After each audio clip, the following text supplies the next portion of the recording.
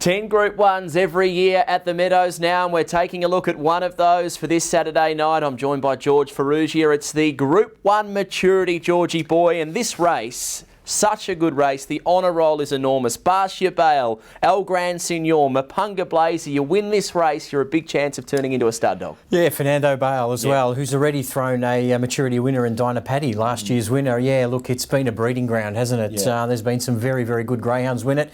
The 50th running of it, there's been some terrific greyhounds, as you said. Even Mapunga Haley, who won the race, has turned into a good producer. So there's something about this race. Well, it's a very special race, no doubt about that. Let's take a look at the box draw now for the Group 1 on Saturday night. Feral Frankie's drawn the inside. Jabrina box number 3. What do you make of the draw? Seneca's got box 8. If he'd drawn in, he would have been shorter, but I think he could use box 8 and still look very impressive. Yeah, look, he hasn't won from box 8 yet, but he's only had a few starts off it, so we probably, that probably doesn't come too much into consideration. I think if he was drawn on the inside, like you said, he would have been everyone's selection. I think this sort of opens the race up a little bit. I understand your theory. He's got a slow beginner on his inside.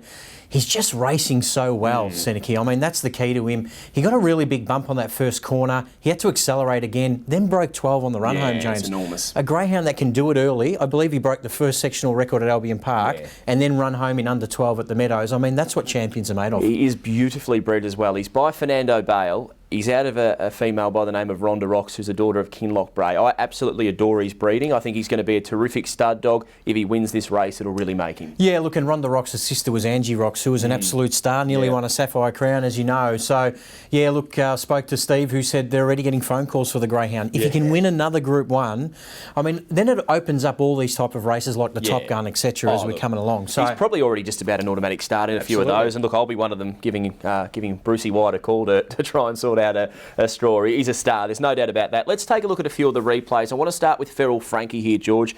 This greyhound, you'd say he would be having to have some kind of luck the way he's gone about his business of late, but I'm starting to think this is just a greyhound with a serious brain. He seems to be able to find his way through the pack, and look, he was posted wide, but he just let down going to the back straight at the Meadows, and it was impressive. Yeah, look, a couple of people from up north are suggesting that he's always had great track sense. I don't think you can be lucky that often. Not many times, no. Yeah, I mean, he's 9 in a row now. Yeah. If you take out the Speed Star, which he won that match race, I think it goes to about 12 in a row. Yeah. And we're not talking grade 5 races, are we? I mean, he's been winning big races. You know, the Flying Amy, of course, the Vic Peters. Yeah. And at tracks that don't necessarily suit come from behind dogs either. I like where he's drawn for 2 reasons. Obviously, box 1, he's got a great record off the red. I think the 2 and the 3 will beat him out, so it'll give him room to move early, I reckon. I think he's got more speed than Western Envoy even. Yeah. So he'll be hunting up on that fence. So it's going to take a very, very good dog to beat him from where he's positioned. I know there's a massive fan club for the Ferals, so we'll see how he goes on Saturday night. Just quickly touching on Twitchery, impressive win, the launching pad winner, and she's been there and done that before. I just think she's a pro. She just does everything right. We hadn't seen her for a while. She come out the week before at the Meadows, ran 29.96. This week, 29.99. You just know what you're going to get from her. I don't think the box is that much of a concern for her because she's a get out and go type. I think she's a chance if there's a little bit of trouble with the 2 favourites. I think she can just go, and at some nice odds, I think there'll be a little bit of money on Twitchery. $4.95 to the first peg, Jabrina. Look at this for a beginning. Bang, straight to the front, impressive. Yeah, he was great. And I tell you what, down the back, you'd think Whiskey Riot was going to run him down. But he really stuck to his guns. And then when you looked up at the clock and seen 29.80, you said, well, wow, that is a really good run. 17.61, I think it was off the back. I mean, you know yourself. I mean, you're going to lead Top Guns running that almost. So he's got the race in the palm of his hand. If he can lead early, he's going to have more speed than 1, 2 and 4. So if he can begin like we've just seen, well, watch out. Yeah. Might have left the best to last, George. The replay of Seneca, and we see off the inside here, Big Artie Banner in 1, push him out the way, and this is what I really loved about this win. His chase, his tenacious will to get past was just so impressive, and you thought on the corner, he's going to win by 3 and maybe run 29.80, 29.90. He doesn't. He extends, he runs away, and he runs the arms off the clock. Fastest qualified, did it overcoming early trouble.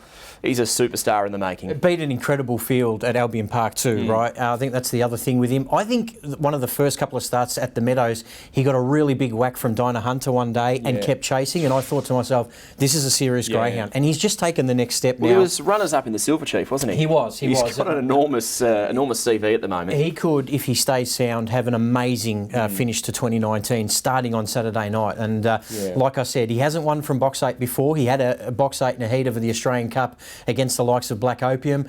I think he's more seasoned now, isn't he? Yeah, 100%. Now, let's take a look at your selections, George. The punters out there, they're tuning into the GRV Extra Preview and they want to know Georgie's selections. Yeah, look, 8, 1, 3 and 5. Despite the box draw, I think Seneke is just racing too well not to put on top. I've got him on top to beat Feral Frankie.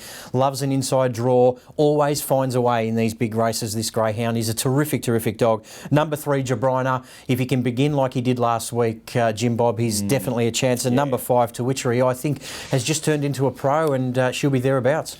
Well, I'm going to go almost identical numbers, George. There won't be much difference here. I'm going 8, 1, 3 and 4, I think, for pretty much the reasons we've already stated. Seneke is a real out-and-out star of the game. Feral Frankie, he's the X-factor in the race, and I think he's really a genuine chance. I give him a massive chance to win the race. For third, I've gone 3, Jabrina. Should set it up from the front. And I thought Western Envoy was just a bit of a smoky, this greyhound. Probably took the run of Southern Ripple when he found trouble behind Flossing in the heat last week and did run a really nice race, powering clear, and could get a similar type of run here. $20 in the kitty. How do we play the maturity this year? I'm taking the Quinella 1 and 8. I think they're the best 2 greyhounds in the race. I think they're both of those greyhounds can run 29.70 odd. I'm not sure the rest of the field can do that. Gizmo might be a greyhound that can do that in six months' time, but not just at the moment. So 1 and 8 Quinella for me for the 20. You've read my mind. That's what I was looking at doing, but I don't want to be seen as a complete copycat. So I'll box a trifecta 8, 1, 3 and 4, my top 4 selections. I was put on the spot there, George, because you stole what I was going to go with. But no, they say great minds think alike, so 20 on the Quinella might be the way to go. We'll quickly swing the page over and take a look at the other of the features, which is the Fireball for the stayers. The Champ Tornado Tiers, at the moment, he's around the, $1.50 with tab.com.au is. I think it's a little skinny. Do you think it's a little skinny? Oh, I think so. I certainly wouldn't be rushing out to take the $1.50. I know he hadn't had a race for about a month, so he'll probably strip fitter this week. I just don't like where he's drawn. There's a little bit of speed in the race.